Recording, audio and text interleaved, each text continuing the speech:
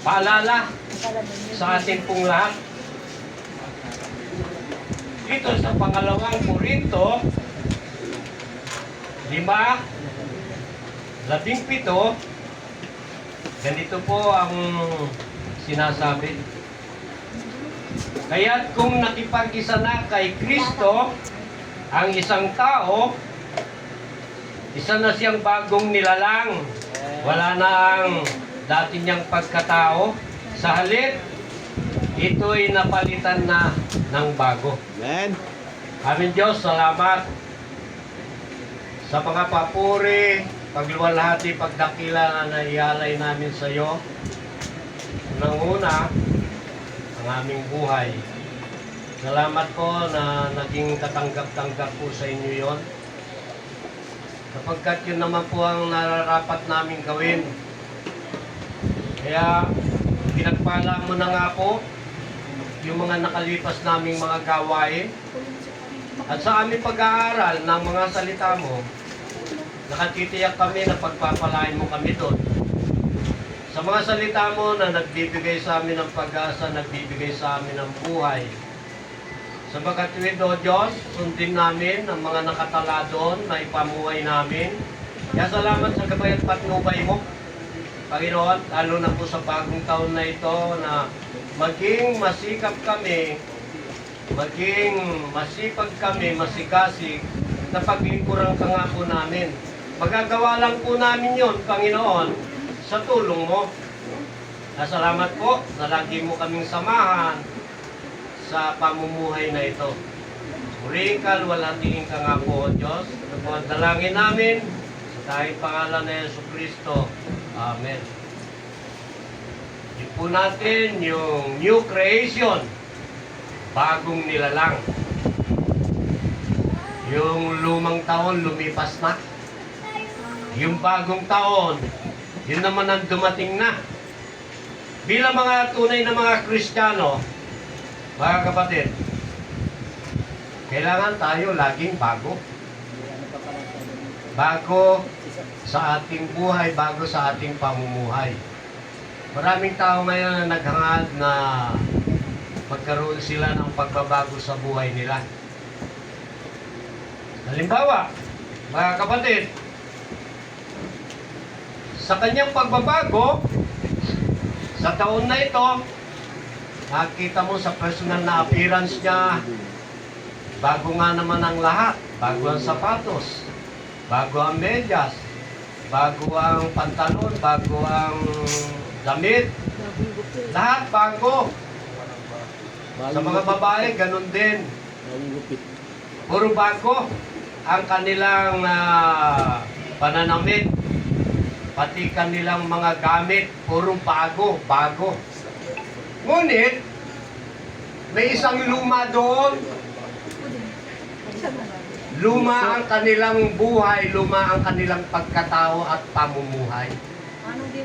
Kaya dapat, yun ang mabago. Amen. Na dapat, lumang taon, bagong taon, dapat yung tao laging bago sa kanyang pamumuhay. Amen? Mananatiling bago. Hindi siya magiging luma. Sapagkat siya ay Kristiyano. Kaya sabi po, sa unang bangay, kailangan, mga kapatid, kaya't kung nakipag-isa na kay Kristo ang isang tao, kailangan ang tao na kay Kristo.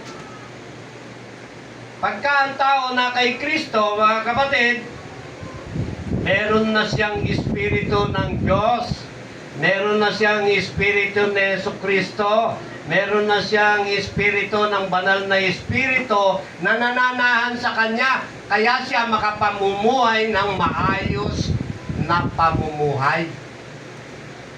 Nananahan siya doon.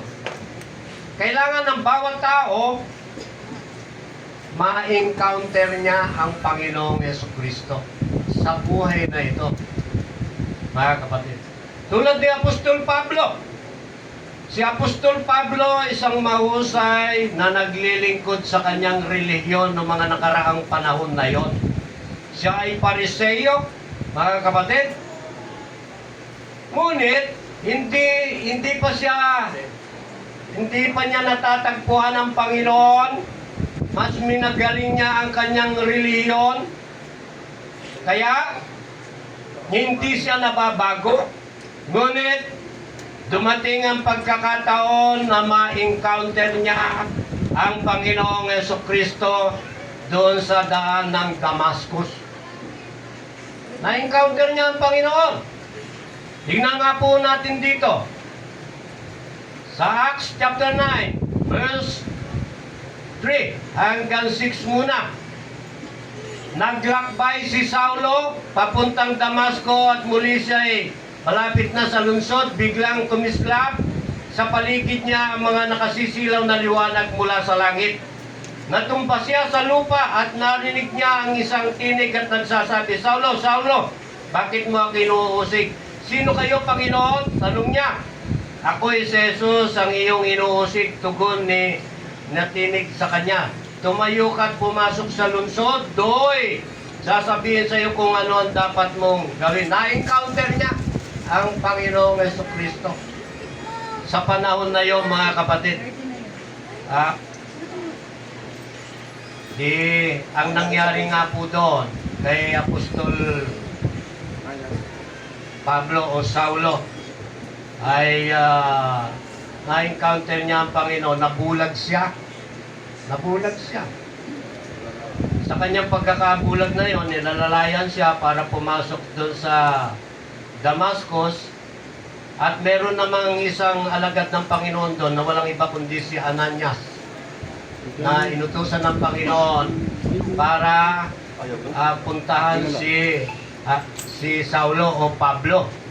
Sa verse 15, sabi doon, ngunit sinabi sa kanya ng Panginoon, sabi kay Ananias, pumunta ka roon sapagkat pinili ko siya upang ipangaral ang pangalan sa mga intil, sa mga hari at sa mga anak ng Israel. Ipapaunawa ko sa kanya ang lahat ng dapat niyang tiisin alang-alang sa akin.